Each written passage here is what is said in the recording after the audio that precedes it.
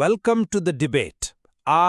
ಈಗ ಒಂದು 8 ಅಕ್ಷರದ ಮಂತ್ರ ಮತ್ತೆ ಇನ್ನೊಂದು ಕಡೆ 24 ಅಕ್ಷರದ ಮಂತ್ರ. ಮೇಲ್ನೋಟಕ್ಕೆ ಇವೆರಡೂ ಸಂಪೂರ್ಣವಾದಿ ಬೇರೆ ಬೇರೆ ಅಂತಾನೆ ನಮಗೆಲ್ಲ ಅನ್ಸತ್ತೆ ಅಲ್ವಾ?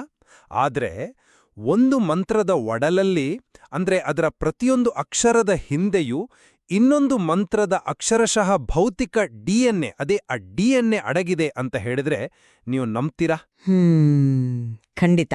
ಈ ಮಾತನ್ನ ಒಮ್ಮೆಲೇ ನಂಬೋದು ಕಷ್ಟನೇ. ಆದ್ರೆ ಪ್ರಾಚೀನ ಭಾರತೀಯ ಮಂತ್ರಶಾಸ್ತ್ರದ ಆಳಕ್ಕಿಳಿದಾಗ ನಮ್ಗೆ ಕಾಣೋ ಕೆಲವು ಸತ್ಯಗಳು ನಮ್ಮ ಸಾಮಾನ್ಯ ತರ್ಕವನ್ನು ಮೀರಿರುತ್ತೆ.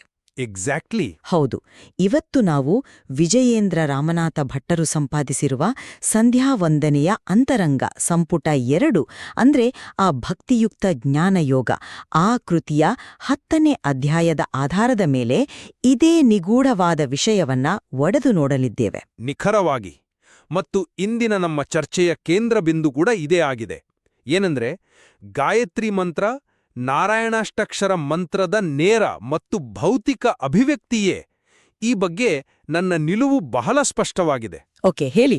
ಅಷ್ಟಾಕ್ಷರ ಮಂತ್ರ ಹಾಗೂ ಗಾಯತ್ರಿ ಮಂತ್ರಗಳ ನಡುವೆ ಇರೋ ಸಂಬಂಧ ಕೇವಲ ಒಂದು ತಾತ್ವಿಕ ಕಲ್ಪನೆ ಅಲ್ಲ. ಅಂದ್ರೆ ವಾಚ್ಯ ಯಾರು ಹೇಳಪಟ್ಟಿರ್ತಿದ್ದಾನೋ ಆ ನಾರಾಯಣ ಮತ್ತು ವಾಚಕ ಆತನನ್ನು ವಿವರಿಸೋ ಗಾಯತ್ರಿ ಮಂತ್ರ, ಇವೆರಡರ ನಡುವಿನ ಸಂಬಂಧ ಒಂದು ಕರಾರುವಕ್ಕಾದ ಭೌತಿಕ ರಚನೆ. ಆಧುನಿಕ ಭಾಷೆಯಲ್ಲಿ ಹೇಳಬೇಕು ಅಂದ್ರೆ ಆ ನಾರಾಯಣ ಅಷ್ಟಾಕ್ಷರ ಮಂತ್ರ ಅನ್ನೋದು ಒಂದು ಜಿಪ್ ಫೈಲ್ ಇದ್ದಾಗೆ. ಆ 8 ಅಕ್ಷರಗಳನ್ನ ನಾವು ಒಡೆದು ವಿಸ್ತರಿಸಿದಾಗ ನಮಗೆ ಸಿಗುವ ಹೈ ರೆಸಲ್ಯೂಷನ್ ಚಿತ್ರವೇ 24 ಅಕ್ಷರಗಳ ಗಾಯತ್ರಿ ಮಂತ್ರ. ಇದು ಕೇವಲ ಅರ್ಥದ ಮಟ್ಟದಲ್ಲಿಲ್ಲ, ಅಕ್ಷರದಿಂದ ಅಕ್ಷರಕ್ಕೆ ಇರೋ ನೇರ ಭೌತಿಕ ಸಂಬಂಧ ಅಂತ ನನ್ನ ವಾದ. ನೋಡಿ, ನಾನಿದನ್ನ ಸ್ವಲ್ಪ ವಿಭಿನ್ನವಾಗಿ ನೋಡ್ತೀನಿ.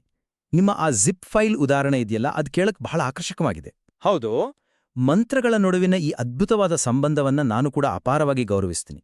ಆದರೆ ಈ 8 ಅಕ್ಷರಗಳ ಮಂತ್ರವನ್ನ 3 ಬಾರಿ ಗುಣಿಸಿ 24 ಅಕ್ಷರಗಳ ಗಾಯತ್ರಿ ಮಂತ್ರಕ್ಕೆ ಸಮೀಕರಿಸೋದಿದೆಯಲ್ಲ, ಇದು ಸಾಧಕನ ಮನಸ್ಸನ್ನ ಉನ್ನತೀಕರಿಸಲು ನಮ್ಮ ಋಷಿಮುನಿಗಳು ರೂಪಿಸಿದ ಒಂದು ಶ್ರೇಷ್ಠಮಟ್ಟದ ಜ್ಞಾನಯೋಗದ ವ್ಯಾಖ್ಯಾನವೇ ಹೊರತು ಮಂತ್ರಗಳ ಹುಟ್ಟಿನ ಭೌತಿಕ ಅನಿವಾರ್ಯತೆ ಅಲ್ಲ ಅನ್ನೋದು ನನ್ನ ಪ್ರತಿಪಾದನೆ.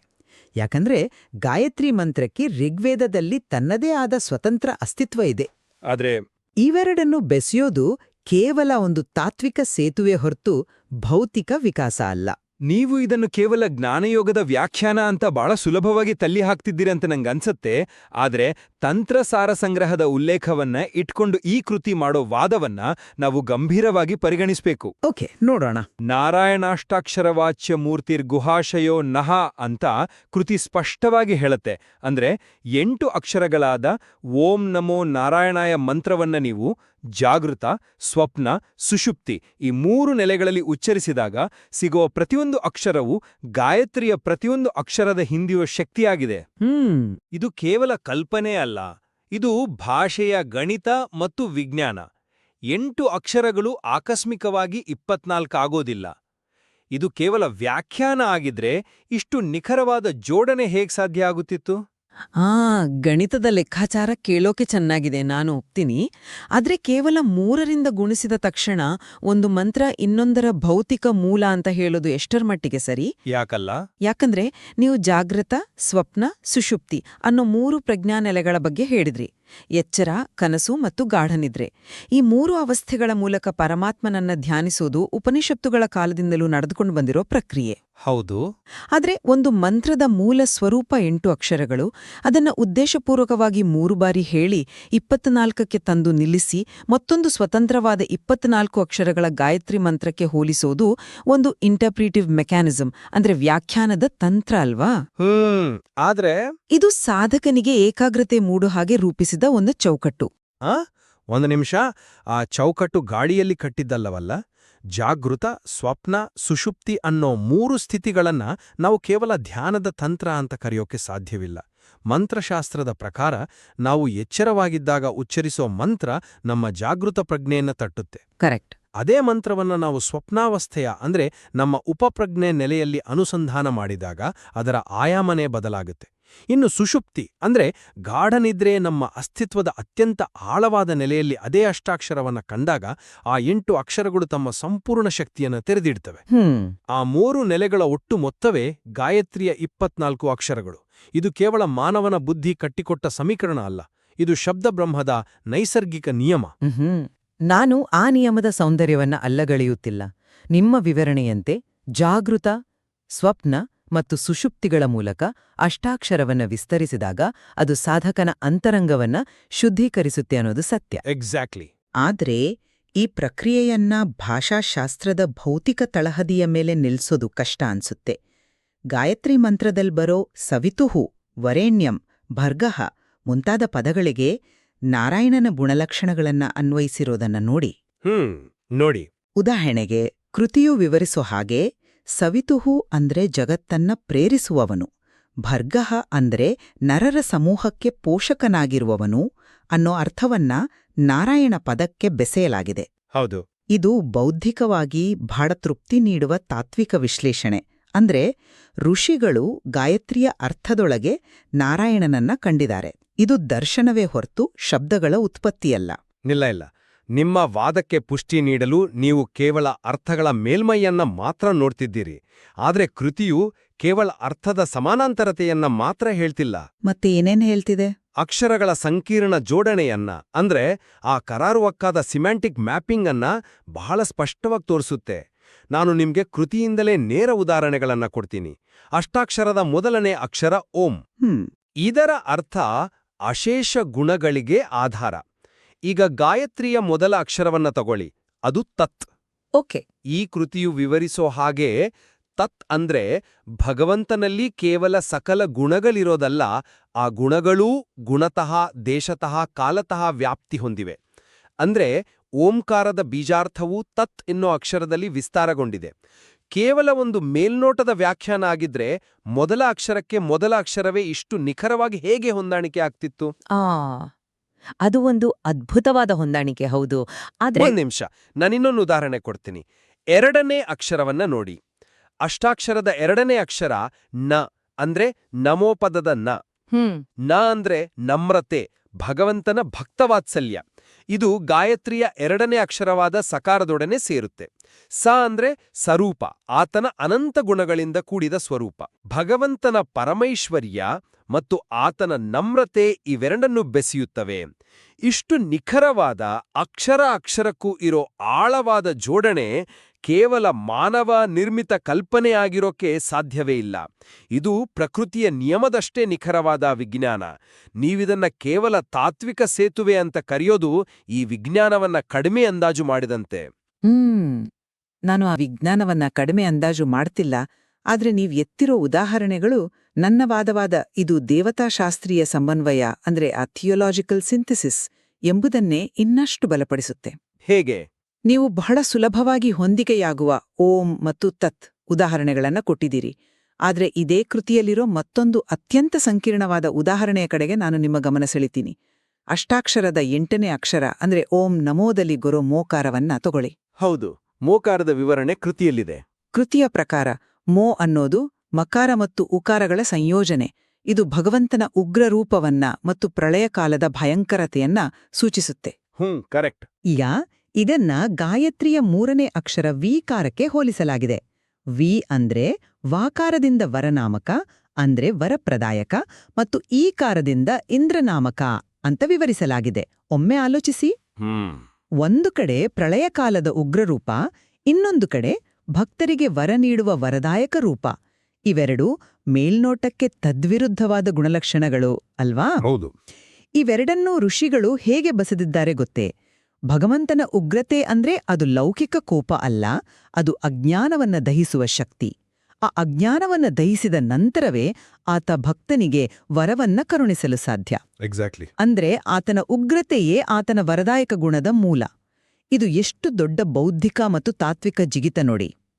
ಉಗ್ರರೂಪವನ್ನ ವರದಾಯಕ ರೂಪಕ್ಕೆ ತಾರ್ಕಿಕವಾಗಿ ಬೆಸೆಯಲು ಇಲ್ಲಿ ಭಾರೀ ಬೌದ್ಧಿಕ ಕಸರತ್ತು ನಡೆದಿದೆ. ಇದು ಸಹಜವಾದ ಭೌತಿಕ ವಿಕಾಸ ಆಗಿದ್ರೆ ಉಗ್ರರೂಪದ ಅಕ್ಷರ ಉಗ್ರರೂಪದ ಅಕ್ಷರಕ್ಕೆ ನೇರವಾಗಿ ಹೊಂದಿಕೊಳ್ಬೇಕಿತ್ತು. ಹೀಗೆ ತದ್ವಿರುದ್ಧವಾದ ಗುಣಗಳನ್ನ ಸಮನ್ವಯ ಮಾಡೋದು ಋಷಿಗಳ ಅತ್ಯುನ್ನತ ಮಟ್ಟದ ತಾತ್ವಿಕ ಸಮನ್ವಯದ ದ್ಯೋತಕವೇ ಹೊರತು ಭಾಷೆಯ ಡಿಎನ್ಎ ಅಲ್ಲ. ಒಂದು ನಿಮಿಷ, ನೀವು ಹೇಳುವ ಈ ಬೌದ್ಧಿಕ ಕಸರತ್ತು ಅನ್ನೋ ಪದದ ಬಗ್ಗೆ ನನಗೇ ಸ್ವಲ್ಪ ಆಕ್ಷೇಪ ಇದೆ. ಯಾಕೆ? ಅಜ್ಞಾನವನ್ನ ನಾಶ ಮಾಡುವ ಉಗ್ರತೆಯೇ ವರವನ್ನು ಕೊಡುವ ಶಕ್ತಿ ಅನ್ನೋದು ಕೇವಲ ಬೌದ್ಧಿಕ ಕಸರತ್ತು ಅಲ್ಲ, ಅದು ಸತ್ಯದ ಅರಿವು. ಇಲ್ಲಿ ವಿರೋಧಾಭಾಸವನ್ನ ಭೇದಿಸಿ ಎರಡೂ ಒಂದೇ ಶಕ್ತಿಯ ಭಿನ್ನ ಮುಖಗರು ಅಂತ ತೋರ್ಸೋದೇ ಅಷ್ಟಾಕ್ಷರ ಮತ್ತು ಗಾಯತ್ರಿಯ ನಡುವಿನ ಸಂಬಂಧದ ಮೂಲ ಉದ್ದೇಶ. ಇದನ್ನೇ ನಾವು ವಾಚ್ಯವಾಚಕ ಭಾವದ ನಿಜವಾದ ಸ್ವರೂಪ ಅಂತ ಕರೆಯೋದು. ಈಗ ಸ್ವಲ್ಪ ಮೂಲಭೂತ ಪ್ರಶ್ನೆಗೆ ಬರೋಣ. ನಾರಾಯಣ ಅನ್ನೋ ಪದದ ಮೂಲ ಅರ್ಥವೇನು? ನರರ ಸಮೂಹಕ್ಕೆ ಪೋಷಕನೂ ಪ್ರೇರಕನೂ ಆಶ್ರಯನೂ ಆದವನು. ಹೌದು. ಇದು ಕೃತಿಯಲ್ಲಿ ಬಹಳ ಸ್ಪಷ್ಟವಾಗಿ ನಿರೂಪಿತವಾಗಿಲ್ಲ. ಈಗ ಗಾಯತ್ರಿ ಮಂತ್ರದ ಸಂಪೂರ್ಣ ಅರ್ಥವನ್ನು ಒಮ್ಮೆ ಅವಲೋಕಿಸಿ. ಭರ್ಗಃ ಅಂದ್ರೆ ಜಗತ್ತನ್ನ ಪೋಷಿಸುವವನು, ಮತ್ತು ದ್ಯೋಯೋನಃ ಪ್ರಚೋದಯಾತ್ ಅಂದ್ರೆ ನಮ್ಮ ಬುದ್ಧಿಯನ್ನ ಎಂದ್ರೆ ನರರ ಸಮೂಹದ ಪ್ರಜ್ಞೆಯನ್ನ ಪ್ರೇರೇಪಿಸುವವನು. ಕರೆಕ್ಟ್. ನಾರಾಯಣ ಪದದ ಒಟ್ಟು ಅರ್ಥ, ಅದರ ಅಂತರಂಗದ ಸಾರ ಗಾಯತ್ರಿಯಲ್ಲಿ ಕರಾರುವಾಗಾಗಿ ಅಂತರ್ಗತವಾಗಿದೆ. ಕೃತಿಯು ಇದನ್ನ ಭಕ್ತಿಯುಕ್ತ ಜ್ಞಾನಯೋಗ ಅಂತ ಕರೆದಿರೋದೇ ಈ ಕಾರಣಕ್ಕೆ. ಗಾಯತ್ರಿಯನ್ನ ಜಪಿಸುವಾಗ ನಾರಾಯಣನನ್ನ ಕಾಣೋದು ಕೇವಲ ಋಷಿಗಳ ಒಂದು ಆಯ್ಕೆ ಅಲ್ಲ, ಅದು ಗಾಯತ್ರಿಯ ನಿಜವಾದ ಅಂತರಂಗ. ಆ ಅಂತರಂಗವು ಅಷ್ಟಾಕ್ಷರದ ಬುನಾದಿಯ ಮೇಲೆಯೇ ನಿಂತಿದೆ. ನೀವು ಹೇಳುವ ಆ ಅರ್ಥದ ಸಮಾನಾಂತರತೆಯನ್ನ, ಆ ಸೆಮ್ಯಾಂಟಿಕ್ ಪ್ಯಾರಲಲ್ ಅನ್ನ ನಾನು ಸಂಪೂರ್ಣವಾಗಿ ಒಪ್ತೇನೆ. ನಾರಾಯಣನ ಪ್ರೇರಕ ಶಕ್ತಿಗೂ ಮತ್ತು ಗಾಯತ್ರಿಯ ಪ್ರಚೋದಯಾತುಗೂ ಇರೋ ಸಾಮ್ಯತೆ ಅದ್ಭುತವಾದದ್ದು. ಹೌದು. ಆದ್ರೆ ಅನುಸಂಧಾನ ಅನ್ನ ಪದದ ವ್ಯಾಪ್ತಿಯನ್ನ ನಾವು ಸರಿಯಾಗಿ ಗ್ರಹಿಸ್ಬೇಕು. ನೀವು ಇದನ್ನ ಭೌತಿಕವಾಗಿ ಒಂದು ಮಂತ್ರದೊಳಗಿಂದ ಇನ್ನೊಂದು ಮಂತ್ರ ಹುಟ್ಟಿದೆ ಅನ್ನೋ ಹಾಗೆ ಹೇಳ್ತಿದ್ದೀರಿ. ಆದ್ರೆ ಅನುಸಂಧಾನ ಅಂದ್ರೇನು? ಇರೋ ಒಂದನ್ನ ಮತ್ತೊಂದರೊಡನೆ ಜೋಡಿಸಿ ಅದರಲ್ಲಿ ಒಂದಾಗುವ, ಧ್ಯಾನಿಸುವ ಪ್ರಕ್ರಿಯೆ. ಗಾಯತ್ರಿ ಮಂತ್ರಕ್ಕೆ ಋಗ್ವೇದದಲ್ಲಿ ತನ್ನದೇ ಆದ ಅತ್ಯಂತ ಪ್ರಾಚೀನ ಸ್ವತಂತ್ರ ಅಸ್ತಿತ್ವ ಇದೆ. ಸೂರ್ಯನ ಅಂತರ್ಯಾಮಿಯಾದ ಶಕ್ತಿಯನ್ನ ಅದು ಆವಾಹಿಸುತ್ತೆ. ಅದೇ ರೀತಿ ಅಷ್ಟಾಕ್ಷರಕ್ಕೂ ವೇದತಂತ್ರಗಳಲ್ಲಿ ತನ್ನದೇ ಆದ ಪ್ರಬಲ ಅಸ್ತಿತ್ವ ಇದೆ. ಕರೆಕ್ಟ್. ಆದ್ರೆ ಇವೆರಡನ್ನೂ ಬೆಸೆಯುವ ಈ ಪ್ರಕ್ರಿಯೆ ಇದೆಯಲ್ಲ, ಅದು ಸಾಧಕನ ಮನಸ್ಸನ್ನ ಲೌಕಿಕದಿಂದ ಉನ್ನತ ಆಧ್ಯಾತ್ಮಿಕ ಮಟ್ಟಕ್ಕೆ ಏರಿಸಲು ನಿರ್ಮಿಸಿದ ಒಂದು ಅದ್ಭುತ ಸೇತುವೆ. ಆದರೆ ಆ ಸೇತುವೆ ಗಾಳಿಯಲ್ಲಿ ನಿಂತಿಲ್ಲ. ಆ ಸೇತುವೆಯ ಕಂಬಗಳು ಪ್ರತಿಯೊಂದು ಅಕ್ಷರದ ಧ್ವನಿ ತರಂಗಗಳ ಮೇಲೆ ನಿಂತಿವೆ. ಮತ್ತೆ ಅದೇ ಪ್ರಶ್ನೆಗೆ ಬರ್ತೀನಿ. 8 ಅಕ್ಷರಗಳು 3ರಿಂದ ಗುಣಿಸಲ್ಪಟ್ಟಾಗ ಬರೋ 24 ಅಕ್ಷರಗಳು ಕೇವಲ ಗಣಿತದ ಕಾಕತಾಳೀಯವೇ? ತಂತ್ರಶಾಸ್ತ್ರದಲ್ಲಿ ಮಂತ್ರದ ಅಕ್ಷರಗಳ ಸಂಖ್ಯೆ ಕೇವಲ ಲೆಕ್ಕಾಚಾರ ಅಲ್ಲ, ಅದು ಆ ಮಂತ್ರದ ಸ್ವರೂಪ. ಅಷ್ಟಾಕ್ಷರವನ್ನ ಜಾಗೃತ, ಸ್ವಪ್ನ, ಸುಷುಪ್ತಿಗಳಲ್ಲಿ ಉಚ್ಚರಿಸಿದಾಗ ಅದು ಗಾಯತ್ರಿ ಆಗುತ್ತದೆ ಅನ್ನೋದು ಋಷಿಗಳ ಸಮನ್ವಯ ಮಾತ್ರ ಅಲ್ಲ, ಅದು ಶಬ್ದಬ್ರಹ್ಮದ ಸ್ವರೂಪವನ್ನ ಬಿಡಿಸಿ ನೋಡುವ ಒಂದು ವೈಜ್ಞಾನಿಕ ಪ್ರಕ್ರಿಯೆ. ನೀವು ಹೇಳಿದ ಆ ಉಗ್ರ ಮತ್ತು ವರ ದ ಉದಾಹರಣೆಯನ್ನೇ ತಗೊಳ್ಳಿ. ಭೌತಿಕ ಪ್ರಪಂಚದಲ್ಲಿ ನಾವು ಅಗ್ನಿಯನ್ನ ನೋಡ್ತಿವೆ. ಅಗ್ನಿಗೆ ಸುಡುವ ಉಗ್ರತೆಯೂ ಇದೆ, ಬೆಳಕನ್ನ ಕೊಡುವ ವರದಾಯಕ ಗುಣವೂ ಇದೆ. ಇವೆರಡೂ ಅಗ್ನಿಯ ಮೂಲ ಸ್ವರೂಪವೇ ಹೊರತು ಮಾನವನ ಬೌದ್ಧಿಕ ಸಮನ್ವಯ ಅಲ್ಲ. ಹಾಗೆಯೇ ಮೋ ಮತ್ತು ವಿಕಾರಗಳ ಸಂಬಂಧ ಕೂಡ, ಅದು ಶಬ್ದ ಮತ್ತು ಅರ್ಥದ ನೈಸರ್ಗಿಕ ವಿಕಾಸ. ಅಗ್ನಿಯ ಉದಾಹರಣೆ ಚೆನ್ನಾಗಿದೆ. ಆದರೆ ಅಗ್ನಿಯ ಸುಡುವ ಗುಣವನ್ನ ಮತ್ತು ಬೆಳಗುವ ಗುಣವನ್ನ ಒಂದೇ ತಕ್ಕಡಿಯಲ್ಲಿಟ್ಟು ನೋಡುವ ಆ ದೃಷ್ಟಿಕೋನ ಇದೆಯಲ್ಲ, ಅದು ಮನುಷ್ಯನ ಪ್ರಜ್ಞೆಯ ವಿಕಾಸ. ನಾರಾಯಣನನ್ನ ಗಾಯತ್ರಿಯ ಮೂಲಕ ಧ್ಯಾನಿಸೋದು ಪರಮೋಚ್ಚ ಭಕ್ತಿಯ ಮಾರ್ಗ. ಇದನ್ನೇ ಕೃತಿಯು ಭಕ್ತಿಯುಕ್ತ ಜ್ಞಾನಯೋಗ ಅಂತ ಕರೆದಿದೆ. ಯೋಗ ಅಂದ್ರೆ ಸೇರೋದು. ಅಷ್ಟಾಕ್ಷರದ ಮೂಲಕ ಗಾಯತ್ರಿಯನ್ನ, ಗಾಯತ್ರಿಯ ಮೂಲಕ ಅಷ್ಟಾಕ್ಷರವನ್ನ ಅನುಸಂಧಾನ ಮಾಡೋದು ಅಂತಿಮವಾಗಿ ಭಗವಂತನ ಅನಂತ ಸ್ವರೂಪವನ್ನ ಅರಿಯಲು. ಇದರರ್ಥ ಭಾಷಿಕವಾಗಿ ಅಥವಾ ಚಾರಿತ್ರಿಕವಾಗಿ ಗಾಯತ್ರಿ ಮಂತ್ರವು ಅಷ್ಟಾಕ್ಷರದಿಂದಲೇ ಕತ್ತರಿಸಿ ತೆಗೆದ ತುಣುಕುಗಳಂತೆ ಹುಟ್ಟಿ ಬಂದಿದೆ ಅಂತಲ್ಲ. ಆದ್ರೆ ನೀವು ಪದಗಳ ಹುಟ್ಟನ್ನ ಅಣುಗಳ ವಿಭಜನೆಯಂತೆ ನೋಡ್ತಿದ್ದೀರಿ. ಆದರೆ ಋಷಿಗಳು ಇದನ್ನ ಬ್ರಹ್ಮಾಂಡದ 2 ಮಹಾನ್ ಶಕ್ತಿಗಳ ಸಮ್ಮಿಲನದಂತೆ ನೋಡಿದಾನೆ.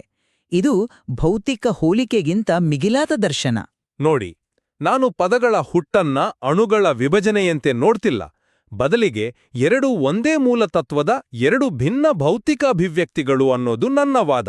ಸಂಕ್ಷಿಪ್ತವಾಗಿ ಹೇಳ್ಬೇಕು ಅಂದ್ರೆ ಶಬ್ದಕ್ಕೂ ಮತ್ತು ವರ್ಣಕ್ಕೂ ಇರೋ ಅಸಾಧಾರಣ ಹೋಲಿಕೆಯನ್ನ, ಗುಣಸ್ವರೂಪಗಳ ನಿಖರವಾದ ಹೊಂದಾಣಿಕೆಯನ್ನ ನೋಡಿದಾಗ ಗಾಯತ್ರಿ ಮಂತ್ರವು ನಾರಾಯಣಾಷ್ಟಾಕ್ಷರ ಮಂತ್ರದ ನೇರ ಅಭಿವ್ಯಕ್ತಿ ಅನ್ನೋದು ಕೇವಲ ಧ್ಯಾನದ ಕಲ್ಪನೆಯಲ್ಲ, ಅದು ವೇದ ಮತ್ತು ತಂತ್ರಗಳ ಆಳವಾದ, ನಿಖರವಾದ ವಿಜ್ಞಾನ.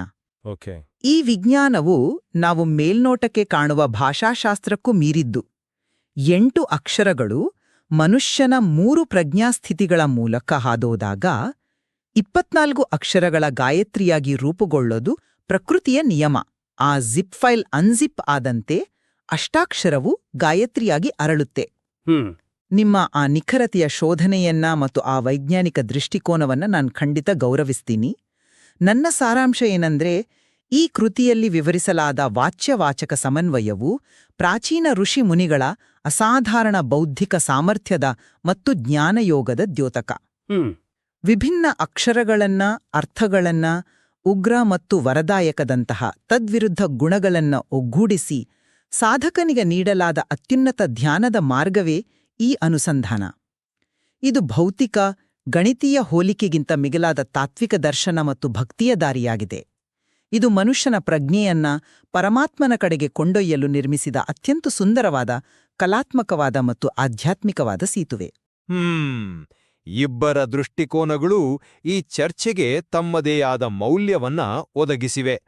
ನಾನು ವಿಜ್ಞಾನ, ಗಣಿತ ಮತ್ತು ಭೌತಿಕ ನಿಖರತೆಯ ಪರವಾಗಿ ನಿಂತರೆ, ನೀವು ತಾತ್ವಿಕತೆ, ಅನುಸಂಧಾನ ಮತ್ತು ಭಕ್ತಿಯ ಸಮನ್ವಯದ ಪರವಾಗಿ ನಿಂತಿದ್ದೀರಿ. ಹೌದು. ವಾಸ್ತವದಲ್ಲಿ ವಿಜಯೇಂದ್ರ ರಾಮನಾಥ ಭಟ್ಟರ ಸಂಧ್ಯಾವಂದನೆಯ ಅಂತರಂಗ ಸಂಪುಟ 2 ಕೃತಿಯು ಇಂತಹ ಅನೇಕ ಗಹನವಾದ ವಿಚಾರಗಳನ್ನ, ಪದರಗಳನ್ನ ಒಳಗೊಂಡಿದೆ.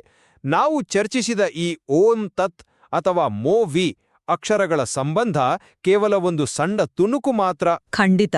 ಈ ಕೃತಿಯ ಅಧ್ಯಯನವು ಕೇವಲ ಒಂದು ಮಂತ್ರದ ಯಾಂತ್ರಿಕ ಪಠಣೆಯಾಗಿ ಉಳಿಯದೆ ನಮ್ಮದೇ ಅಂತರಂಗದ ಶೋಧನೆಯಾಗುತ್ತೆ. ನಾವೆಷ್ಟು ಆಳವಾಗಿ ಇಳಿಯುತ್ತೇವೋ ಅಷ್ಟು ಹೊಸ ಅರ್ಥಗಳು ತೆರೆದುಕೊಳ್ಳುತ್ತವೆ. ಹೌದು.